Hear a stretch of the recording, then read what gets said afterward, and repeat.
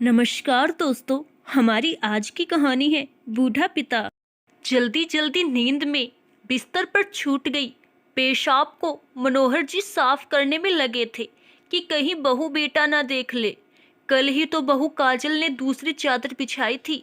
कितना सुना रही थी उनके बेटे रवि, मतलब अपने पति को, कि अगर अब की बार पापा जी ने चादर पर पेशाब किया तो मैं नहीं साफ करूंगी, भले ही घर छोड़कर जाना पड़े।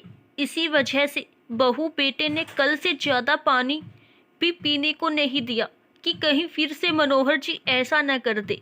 85 वर्षीय मनोहर जी को जब से किडनी की समस्या हुई है तब से कभी कभी ऐसा हो जाता है। बेचारे मनोहर जी को अफसोस भी बहुत होता है।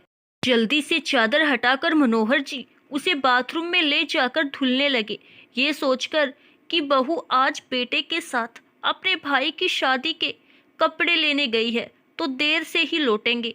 भूख भी लग रही थी उन्हें, पर मन का डर उनके हाथ जल्दी जल्दी चलाने को बोल रहा था। उन पर चादर भीगने के बाद उठाई भी नहीं जा रही थी। मनोहर जी की सांसें फूलने लगी। तभी उन्होंने सामने अचानक बेटे बहू को खड़ा पाया। वो बस इतना बोले, बहू अब नहीं होगा, मैंने साफ कर दी है। बेटे रवि ने अपने पिता मनोहर जी को सहारा देकर कुर्सी पर बैठाया। देख लो, फिर तुम्हारे पिता ने बिस्तर खराब कर दिया। कितनी बदबू आ रही है, इनको अस्पताल में भर्ती करवाओ। बहू कुछ और बोलती उससे पहले रवि बोला, तुम अपने मायके जा सकती हो।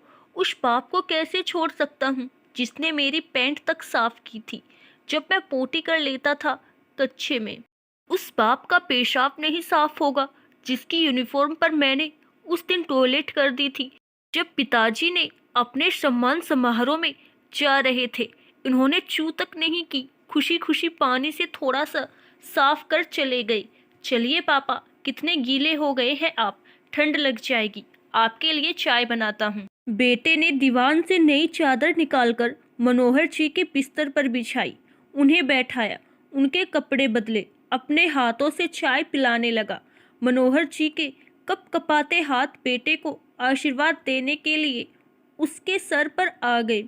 आंखों से भी नीर बह निकले थे जिसे धोती के कोरर से मनोहर जी पोंछते जा रहे थे। सामने लगी पत्नी की तस्वीर को देख मन ही मन बोले, देख ले विमला, तू कहती थी मैं चली जाऊंगी तो कौन ख्याल रखेगा मेरा। हमारा रवि देख कैसे तेरे बुढ़ऊ की सेवा कर रहा है। बहू भी दरवाजे पर खड़ी पश्चाताप के आंसू बहा रही थी। आशा करती हूँ दोस्तों आपको हमारी आज की कहानी जरूर पसंद आई होगी। धन्यवाद।